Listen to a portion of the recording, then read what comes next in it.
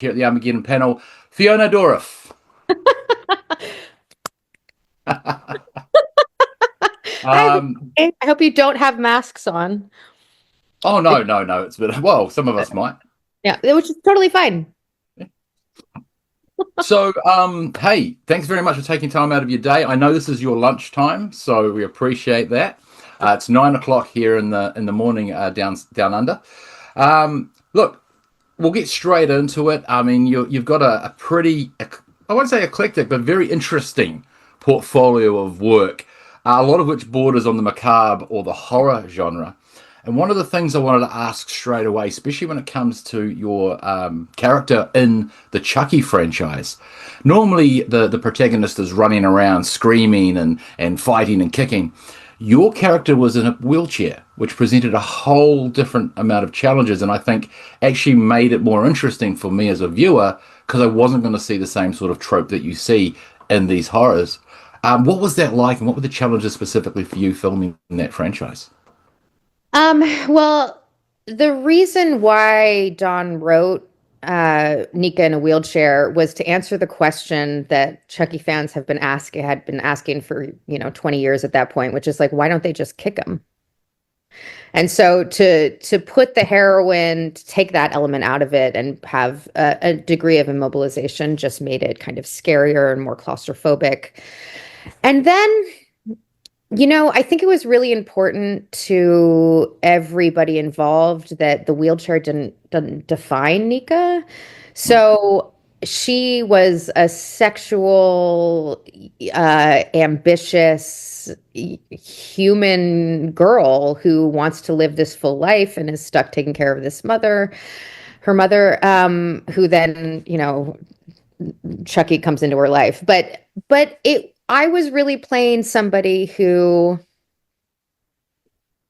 had real elements of just myself in it, the fully fledged kind of 20 something. And it was really fun to play. And people ask me a lot, like, was the wheelchair, did it take time to adjust to it? And not really. I had actually played for, I think it was like a Lifetime movie, somebody in a wheelchair. So I had gone to like American Mall or whatever and wheeled around in a wheelchair and felt what that feels like. And there is an element I found of being new to it, some kind of frustration or sometimes feeling like I'm going to be bothering people. So that was an interesting thing to sort of take in. I don't know or think that people in wheelchairs necessarily always have that, but that, yeah, that was probably an element that I thought about. And other than that, Nika was just a girl. Mm. Yeah, I think that's one of the things that was so appealing about the character from a viewer's point of view, is that Yeah, there wasn't some sort of, they didn't play on that too much. It was just this not a is a victim. scene. Yeah, yeah, Amazing. yeah. Now, we spoke briefly before we went live about your connection by 2 degrees to New Zealand. And you've got a bit of a sad story in that respect because obviously your father involved in Lord of the Rings, Grima Wormtongue, not the most loved character in the franchise, but very, very well played. How is it that you missed out on the trip? Man, I mean, to be honest with you, I still give my family shit for this. I was the only person in the Dourif family that didn't get to go to New Zealand. I was 19 at the time, and I was living in Dublin, Ireland. And so if you look at a globe, it's like Ireland was here and New Zealand is at the end. I mean, it's exactly on the other side of the world. Mhm. Um, and I didn't get to go. I just didn't get to go. And I've been looking through all these pictures, family pictures of penguins, and this beautiful landscape, but also hobbits were involved. And yeah, I've been deeply resentful for, I don't know, what is it, 20 years now? God, it's 20 years. Uh, Uh, anyway, I really want to 25. complete it. I really want to see the glowworms. Have you seen the glowworms? The I've cave? been through there 3 times in my life, twice with Armageddon. So. Really? Yeah, so in the long, long ago, in the before times, before COVID, we used to do a trip where we would, between conventions, go up to Rotorua. We'd go to Hobbiton. We'd do the glowworms at Waitomo. Yeah, a lot of fun. Yeah. But when you do eventually come down, we'll take you. I'll show you You around. guys we gotta do it. We gotta do a Yeah, family trip. You excellent. can pretend to be Brad Dourif and we'll like take a picture. Done. Excellent. I'll grow my hair for the moment. Exactly. So as we said, we've got some questions that have been submitted by fans of Armageddon and obviously of yourself. So let's have a look. Right. Oh, yes. I actually talking about moving from a character with a physical restriction to one with emotional restrictions. Was playing Bart in Dirk Gently's holistic detective agency as much fun as it looked? Yes, 1000%. It's very rare as an actress that you get to play something that is that imaginative and just free, right? I remember reading it and uh, thinking it's like a once in a lifetime opportunity. It's also really lovely as a woman to be able to play something where like what you look like just has nothing to do. I mean, it has nothing to do with why you're cast. So they just made me as disgusting and dirty as possible. I mean, I would get home from shooting and it would take me like 3.5 hours to try to get the grime off me. And then I think I got that part because I took a wild swing and I made Bart vulnerable, you know? Bart is executing her. So the conceit of the character is that she's a holistic assassin, and she doesn't know why she's there or alive or like what dimension she's living in, but she knows that she has to kill the people that she has to kill because that's what the world puts in front of her. So there's a real freedom to it. And I had a ball, I think Max Landis, for all of his difficulties, is an excellent writer, and yeah, and he writes very distinct, smart, interesting characters. So that was one of my favorites I've ever played. Yeah, I have to admit there is something about Bart that both attracts and repels me in equal amounts. I don't know what that says about me, but it definitely says that the performance was was successful. I also cut out my best stuff, but it was fine. Oh, really? I Oh, it think is. so. I think so. I mean, I'm my worst critic, but you know. Hmm. So these questions are going to be very eclectic. We're going to bounce around a little bit. Yeah. So I hope you're okay with that. If they were going to make a movie out of a book and you were going to play the lead role, Ooh. which book would you want it to be? My God, that is so hard. Dear Lord.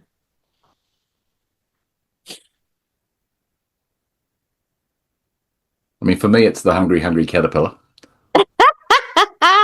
That is really, really hard, you guys. I'm going to swing back to it. The reason why I'm going to swing back to it is because I'm involved in something right now that I'm reading that was once a book that I'm going to be in, but I can't announce it because it hasn't been announced yet. But I'm in the process of doing something like that. I remember I read something called not Winter's Bone. God, her name was Bone. I'm going to come back to it. We're going to circle back, guys. We're going to circle back. I mean, it's perfectly fine if the actual answer is the project you're working on now, which you cannot disclose. Can I Then discuss? And also, I read all day yesterday this incredible horror book, um, and I get to play one of the characters in it, and I feel like I was born to play it, and we're about to shoot it, and that's the answer. right. Well, Can't talk about it. but that's okay. That's fine. That's the It's for current like project another you've 1 week. Yeah. Oh yeah. Sorry, guys. Not at all. Now, apparently, and this is, I'm reading this, so I'm going to read it as it's written. I'm not going to claim that I know the answer. Fiona has said that she feels particularly connected to her character Cassie on the Pit. I notice you're wearing a Pit jacket right now. So Did that change? Does that change how you prepare for a role in the acting process? It makes the preparation much easier.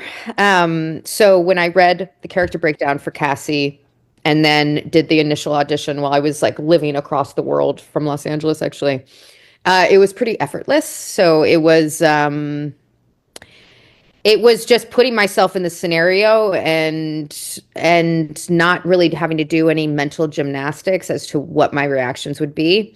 It makes filming the show a little bit more complicated, and also following the reaction from the show a little bit harder, because I'm playing something that feels so close to my actual self that Mm, when people like me or hate me, it's hard to not take it personally. And it's not that personal, right? I'm a cog in this kind of giant wheel, and it doesn't totally have to do with me, but it feels remarkably personal. So I've sort of I take a step back from following the social media stuff with the pit, and it feels a little bit more vulnerable.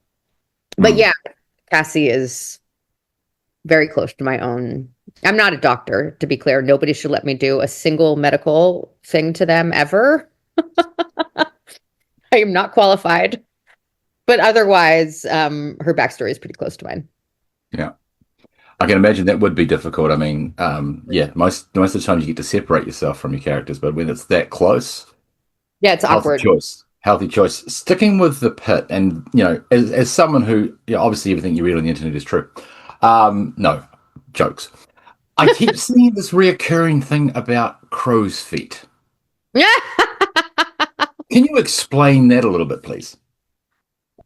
So we went to this big award show on Sunday, and the process of this award show is like, this gaggle of women come and like touch every part of you for 6 hours, and then you're like teetered off into this red carpet, and the whole thing is really anxiety producing. It's fun, but it feels crazy when you're in the middle of it. And then I get to the red carpet, and somebody's like, I forget what outlet. They were like, "So, we heard a rumor that Noah Wiley's crow's feet make him like millions and millions of dollars or something." I like didn't quite understand the question, but I was like, "Yeah, I think that's probably true." There is something that Noah has this like grizzled um kind of older male experience, and kind of like sexy quality about him, and it has to do with like when you can see somebody's experience in their face. It's why you kind of don't want to freeze your face as an Mm, actor, mm. Yes. because there's a story there, and you feel it when you watch Robbie Rabinovich. He's a person who's been through pain and earned his crow's feet. I think that's what the question was on the red carpet. In reality, I was like blacked out from anxiety, so I actually don't know what I said. I said something about crow's feet. That's fine. It's not a problem. Sorry to bring up a bad memory. I mean, No, a no, no. gaggle of It's not a women memory. touching you everywhere is not a phrase that I thought I would hear this morning. I'm going to be honest. But I'm it's a t-shirt in the making. a gaggle of women touching every part of my body for Uh, so long. 6 hours. No, I'm Um, exaggerating for 6 hours, but I think they came over. I think it was a lot of, it's many hours. Yeah, it's like probably three to four. so I'm gonna move away because some of these other questions would probably also be a little bit anxiety ridden, but we'll come back to them. Um, it- Someone believes you're an avid reader, and if that is the case, what are your top three book recommendations for the moment? I'm gonna do like an old school book. I mean, this is silly, but I just reread it. It's a little controversial, but I just reread Lolita. Lolita's just the language of Lolita is beautiful. Um, I'll do some horror. Paul Tremblay, if anybody's read Head Full of Ghosts, is excellent. I'm just looking. All of my books at the minute are being shipped across the world because I used to live in Portugal, and I'm oh, you know what is a great book? One of the books um that I started and canceled all my plans and had to had to finish it before I went anywhere was The Road, Cormac McCarthy. If anybody's, it's like horrific in every way. Cormac McCarthy is a genius, but um, that apocalyptic world that he wrote, it's um, it's rare that you get writing that good that's also a page turner. So Cormac McCarthy, everything, The Road for sure. God. Oh, Shirley Jackson. I just read a lot of Shirley Jackson. Shirley Jackson's excellent. I read The House on Haunted Hill. Did you? I need to watch one of the movies, but Mm. no, I don't know. I like kind of dark fiction. I have a friend, Amelia Gray, who's one of, I think, the best short form writers out there. So her book Gut Shot, excellent, excellent writing. Yeah, that I like to read. I don't have kids, so I can read. The we keep going back to the dark, and it's I mean it's a place that I'm comfortable in. I don't know what that says about me, but it's For both of us. interesting talking of here about Lolita because the content itself and the I suppose the story behind it is disturbing, especially given the world we live in now and the world it was back then. But you're right, the way it's written, the actual technical writing is so good, and I suppose that is a question that we are being faced with more and more in today's world. How do you still honor technical brilliance when the material or the subject matter itself may not necessarily be something that we should be enjoying? Oh, that's interesting. I think that I think that no matter how disturbing something is, if there's a element of it that rings true, even if it's like something as dark as Lolita or fucking attraction to children, right? Which was like kind of an aspect of that. I mean, an aspect of that book. It felt like somebody was exploring something that really happens in a truthful way. So once you get that, that's what I think separates art from people making things, is when it rings true. And I think if you are making something where you're trying to tell something true, even if it's disturbing, I think it's worthwhile. And Yeah, people can tell. for sure. Let's bring things up a little bit. Although I've got a feeling we may still be treading the dark path here. If you could have a soundtrack for your life, so a Spotify playlist for Fiona and a Mm. Spotify playlist for one of your characters, you can pick which one. What would be the first three songs on each of those playlists? Oh my God. Oh my God. You guys are really asking some deep questions here. There's a band called Frightened Rabbit, which is I think not that popular of a band, but they wrote a song called Modern Leper that came out I think in like 2016.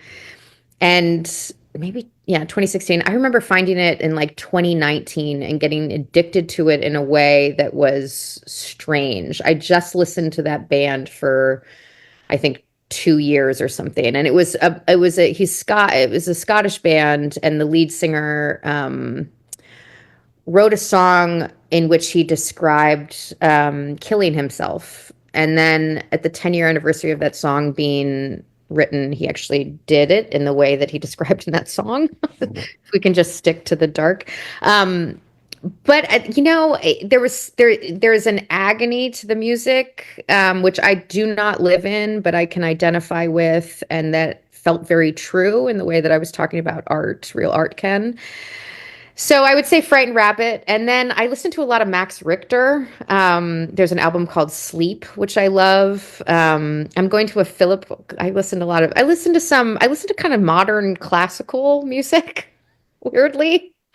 Um, but a lot of Philip Glass I can really get behind. I'm going to a Philip Glass opera, even though I don't know usually how I feel about operas. I can get bored, but I tend to like Philip Glass. So Philip Glass and Frightened Rabbit, how's that? Figure out whatever that life is.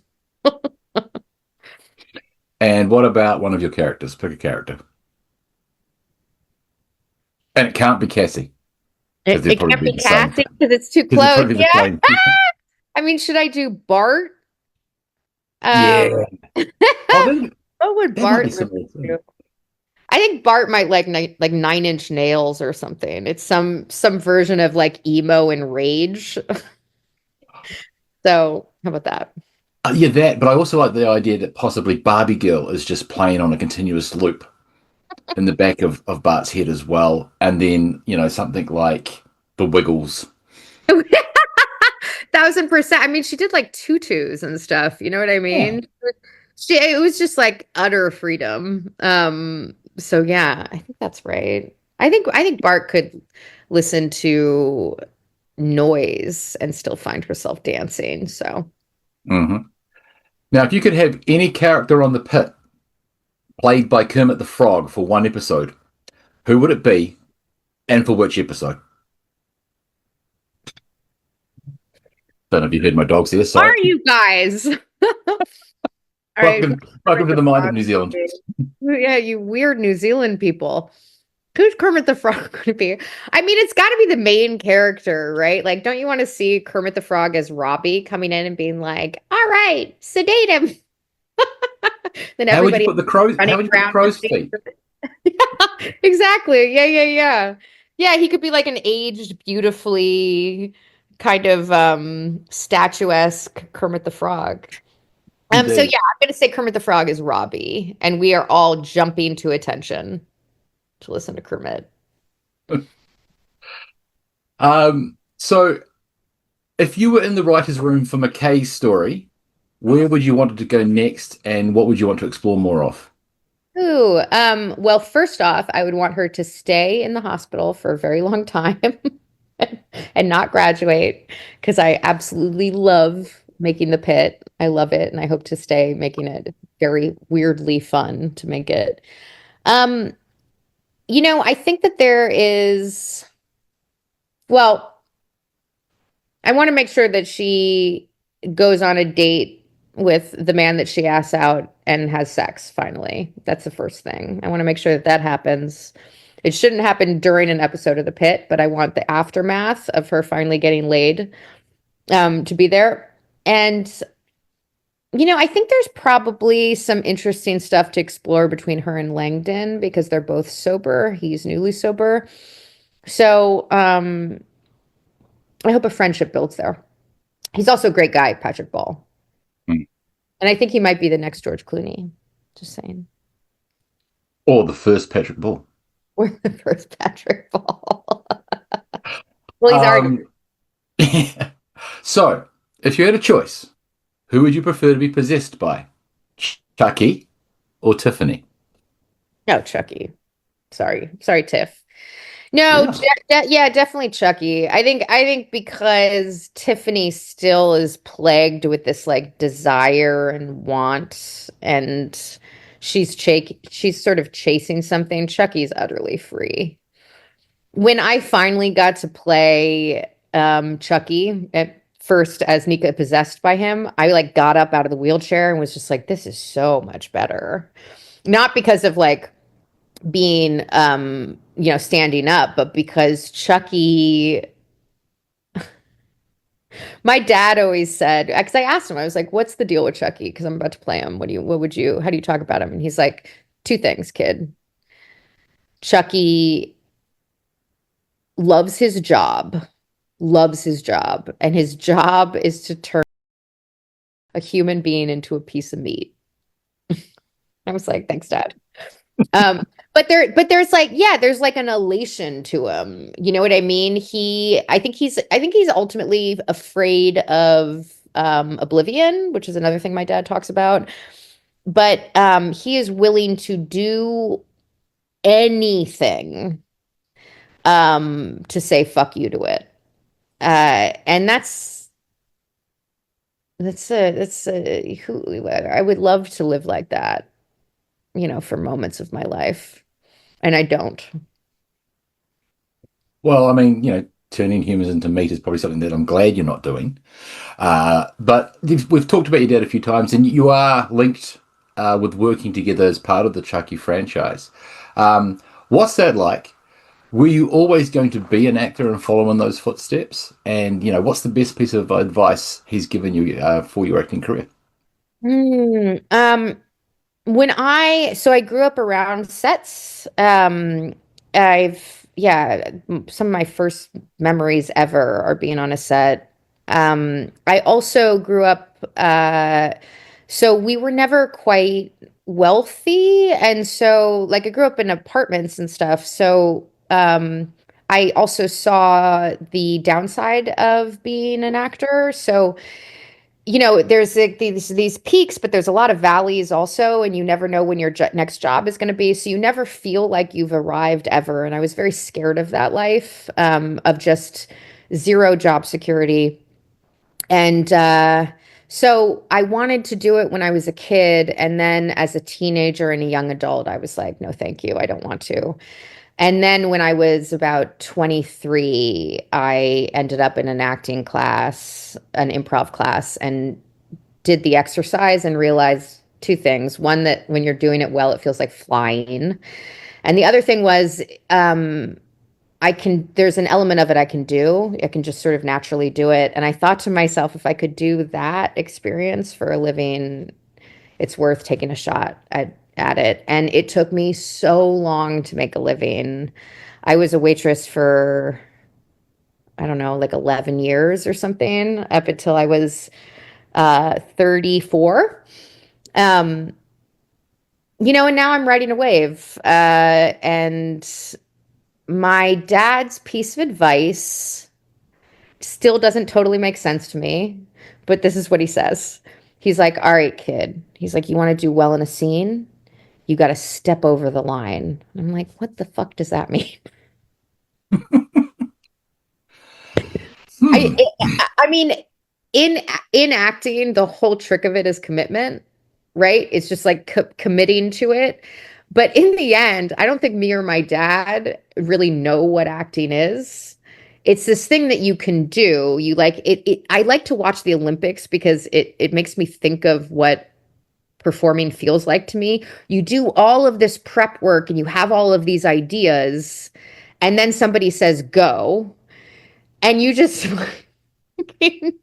you just try to like be in the moment and do the thing, and then whatever happens happens, but it has to be separate from any intellect. And that's a very scary thing because I don't totally know what it is. And I have never heard somebody interviewed where I felt like um, they were really describing what it actually is. Um, yeah, it's like fairy dust. Yeah, I think the crazy thing as well. I mean, comparison to an athlete is an Olympic athlete. It's a great analogy up to a point, because the final product that the athlete produces is theirs. The final product that gets produced from your contribution is quite often actually the editors or the directors or Oh yeah. someone else's vision. So the take that you might have thought was, that's Mhm. it, nailed that moment, everything hit my marks, the I crossed the line just enough to make it work. They've picked a completely different take because it doesn't work with their narrative. What's that like when you're, I mean, I don't know if you watch back your stuff, but have you ever sort of looked at something and gone, no, why? Always. Yeah, yeah, Yeah. yeah. Absolutely always. I mean, I think, there's this thing in Hollywood where we say, like, and the Academy Award for Best Actress goes to the editor.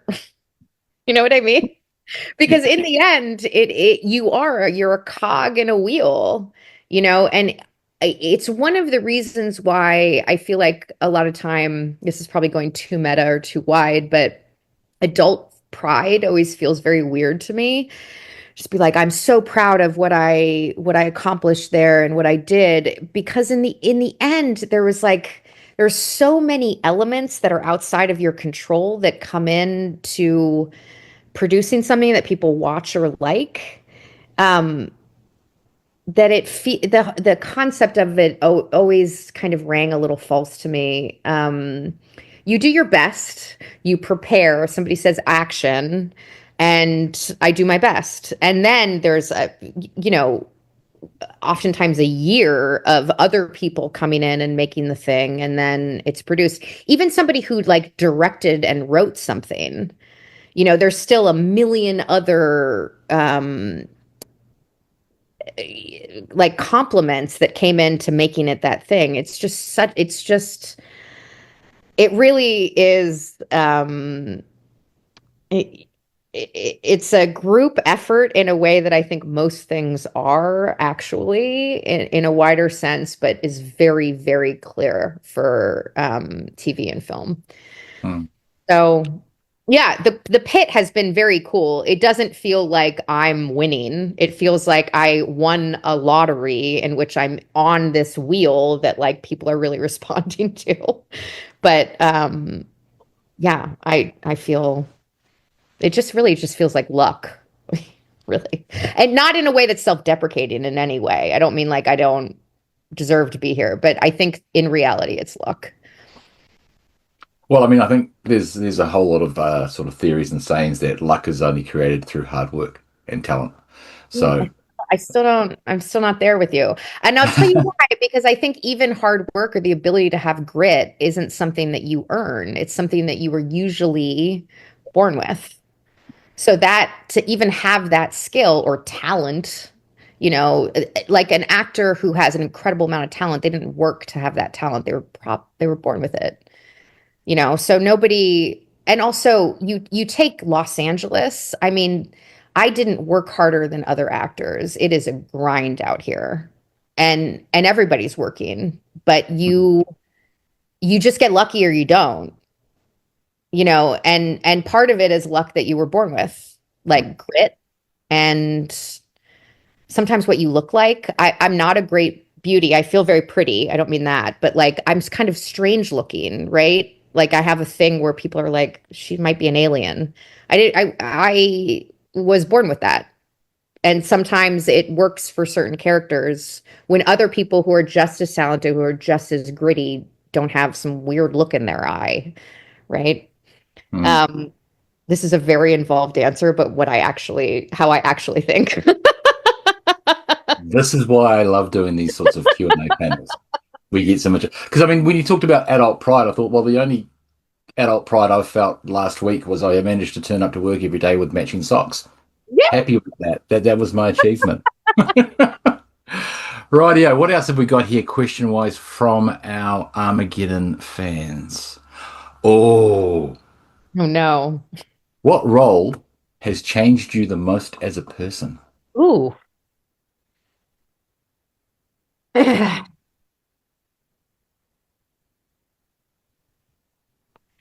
So I'm choosing between the two major ones of my life, which is Nika and Cassie. Um, and I would probably say Nika. Because I had to, well, first off, I don't know. I've been playing her for so many years that that she has like been with me and all of the changes of my life. It's a character that I keep getting to go back to. Um, and it was really gratifying to play somebody where everything bad that can happen to a person happens to her in succession and she is not a victim. Uh, and I think there is elements of that I try to kind of usurp into my personality. And then, how she changed me, it was, I don't know if this changes me, but I have been able to experience just the Child's Play fandom, which is one of the luckiest things I've ever been able to be involved with. I mean, Chucky fans are so dedicated and wacky in the best way. And just like loving, and they follow you, or I've had the sense that I've been followed, and there's like a sense of loyalty and genuine goodwill.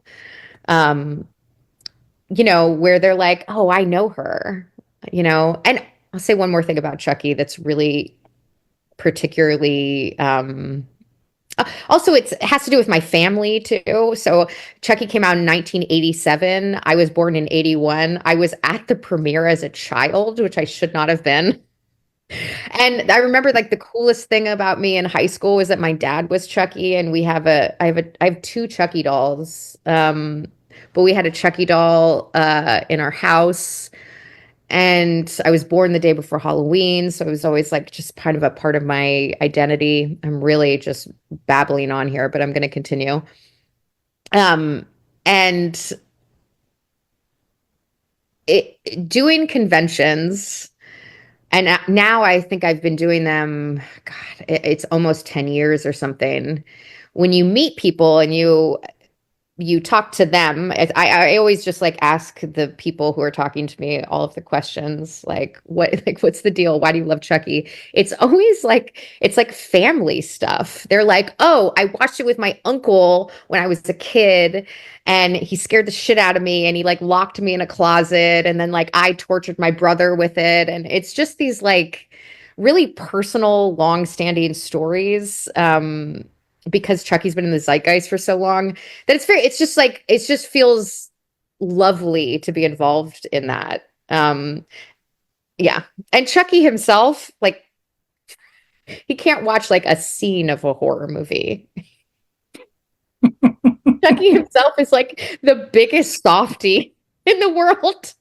He can't even watch somebody like cheat on their partner in a movie. He's like, "Oh God, I can't.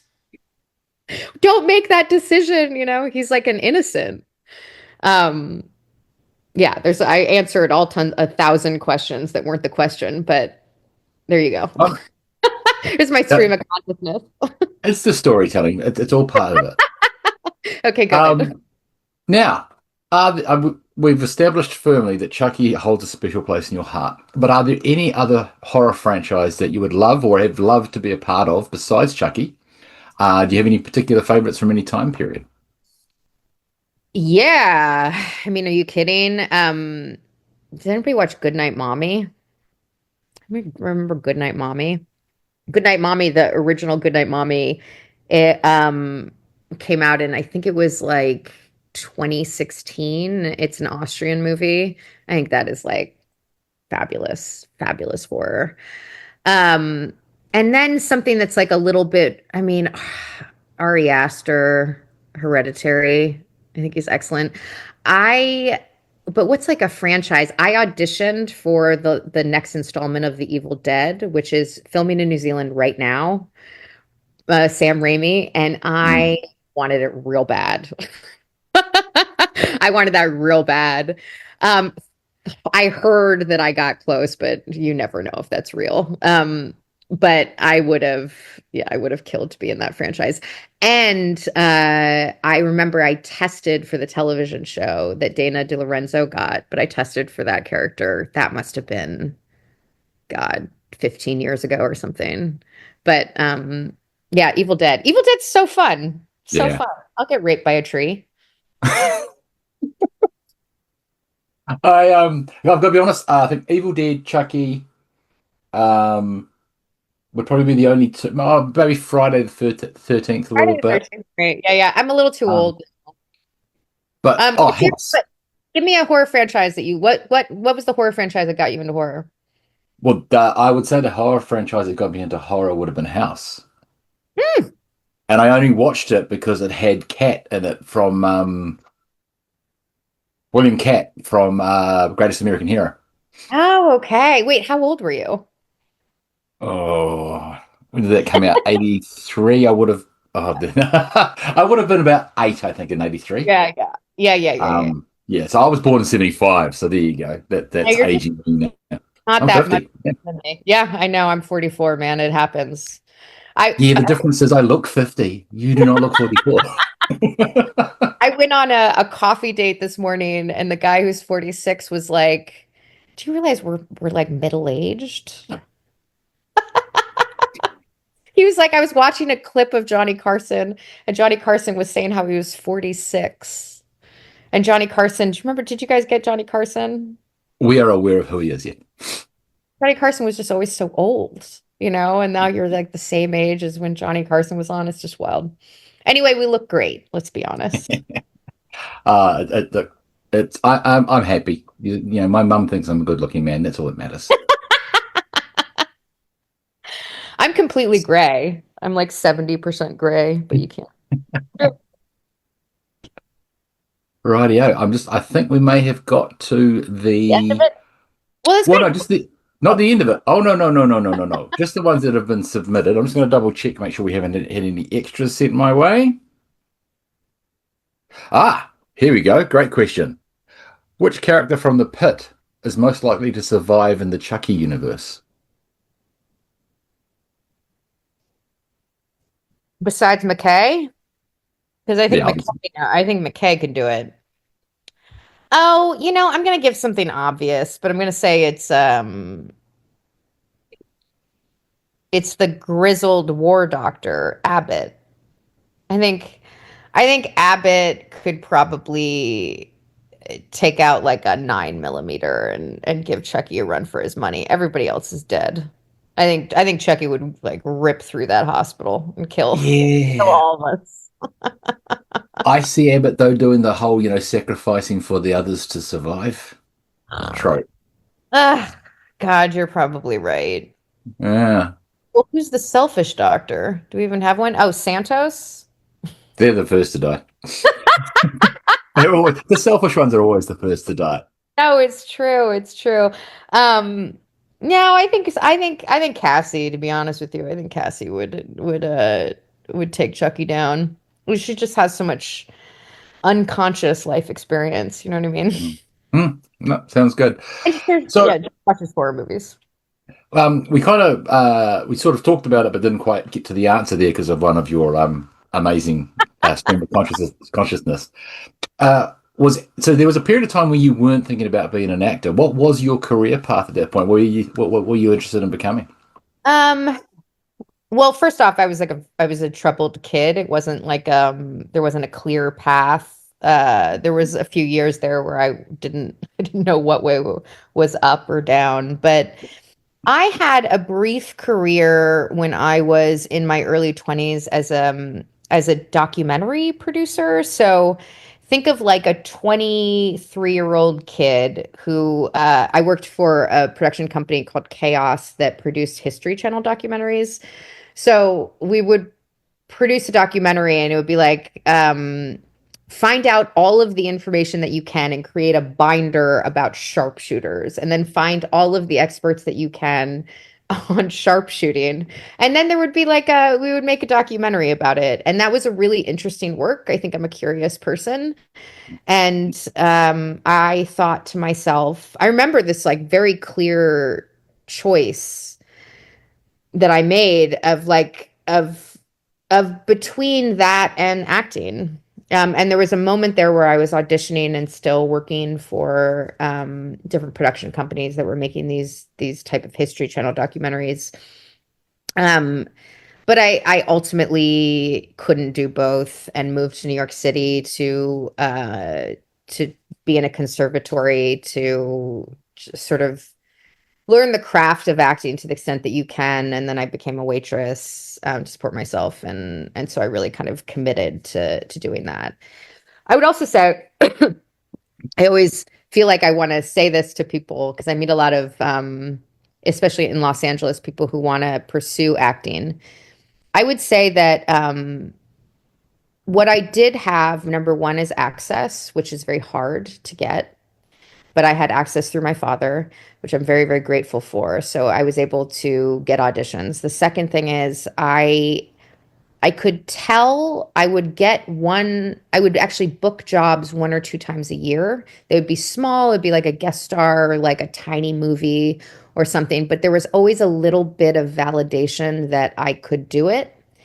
And I sometimes meet people who have been pounding the pavement for years and don't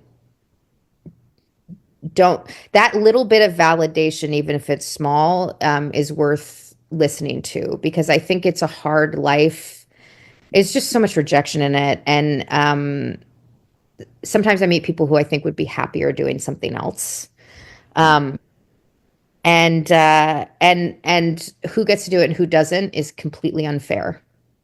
I'll say that. And uh, yeah, and it just has to do with some weird, heavenly dice that gets thrown. Yeah. Well, I mean, we're lucky for us. The dice Okay. came out with double sixes for yourself. So Double sixes. otherwise, you and I wouldn't be here right now. Yeah, yeah, yeah, yeah. Another question we've just been asked, which kind of segues nicely. You're talking about being a waitress, which means you've probably served a lot of pie to customers. Now, in America, obviously, pie tends to be a sweet treat. Mhm. But you've lived in Europe, so you know that there are other kinds of pie out there. Have you experienced a meat pie? I've experienced meat pie, man. I think it's weird. I don't know. So, whereabouts I were mean, you when you had your meat pie? so I was living in Lisbon, Mhm. Portugal for a while, but I've been lucky enough to travel a lot. I think I've had a lot of like weird German meat pies. They're kind of into like onions and ground meat. I was also in Australia when I was younger. Meat pies in Australia, weird. Also, your guys's, what's that disgusting stuff you put on toast? Vegemite? Oh, no, so, well, now, see, you're in dangerous territory now, Fiona. So, Australian meat pies are okay. Vegemite is all right. In New Zealand, our meat pies are fantastic and are the best in the world. So, you know, What's next in them? time if you do get a chance to come here, I'll take you to the best pies. We do some crazy ones like the mussel pie. We've done seafood type pies. There's a thing called a hangi pie. If I can get you a hangi pie, that'll be it. You'll never want to eat anything else for What's the in rest. a honey pie? So a hangi is the Maori way of cooking food. So we dig a big hole, we build a big fire, we heat up some rocks, and then all your food's sort of steamed in the earth. Okay. So we Okay. cover everything in wet sacks, and then we place it, we bury it, and then if you're smart, and you haven't been drinking too much beers when you're digging, you mark it so you can find it quickly. And then about 4 or 5 to 6 hours later, you're going to dig it up, and it is the most succulent, smoky, moist, delicious food ever. And then you put There's that in no a dirt pie. in it, right? Sorry? There's no There's dirt no in it. There's no dirt in it. We cover it with things, so there doesn't get any dirt in it. Um, so yeah, and as for this Vegemite thing, Marmite is just a much superior product. Um, and the I think the mistake most people do when they first try it is they lather it on like it's peanut butter. Do not do that.